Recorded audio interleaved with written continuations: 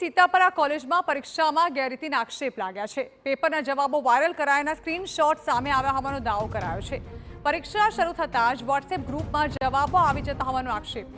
આમ આદમી પાર્ટીના વિદ્યાર્થી સંગઠન CYSS દ્વારા કુલપતિને રજૂઆત કરવામાં આવી।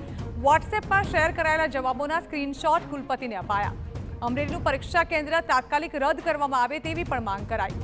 પરીક્ષા કેન્દ્ર સામે 48 કલાકમાં પગલાં લેવા અલ્ટિમેટમ અપાયું।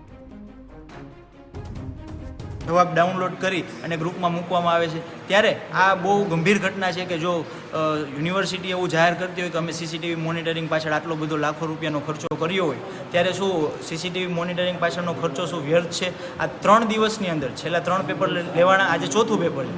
3 દિવસના પુરાવા સોશિયલ મીડિયાની અંદર વાયરલ હોય અને આજે અમે કુલપતિશ્રીને આપેલા છે ત્યારે અમારી વીસી સાહેબને રજૂઆત એ જ કરી કે આ માસ કોપી કેસનો કેસ છે, આમાં તાત્કાલિક ધોરણે પરીક્ષા સેન્ટર રદ કરવામાં આવે છે। જે એમાં ફોન નંબર અથવા તો જે કંઈ ગ્રુપમાં છે અને જે સેન્ટર છે એ સેન્ટરની તપાસ કરી અને ત્યાંથી એના જે કોઈ આચાર્ય છે અથવા તો જે પરીક્ષાની સાથે સંકળાયેલા જે કંઈ સ્ટાફના સભ્યો છે એની પાસેથી પૂછપરછ કરીને જાણવામાં આવશે કે ભાઈ આમાં ખરેખર મેટરની અંદર શું છે અને કોઈ પણ પ્રકારની ગેરરીતિ પરીક્ષાની અંદર હશે તો એની જે યુનિવર્સિટીના ગેરરીતિને લગતા નિયમો છે એ પ્રમાણે કડકમાં કડક કાર્યવાહી કરવામાં આવશે।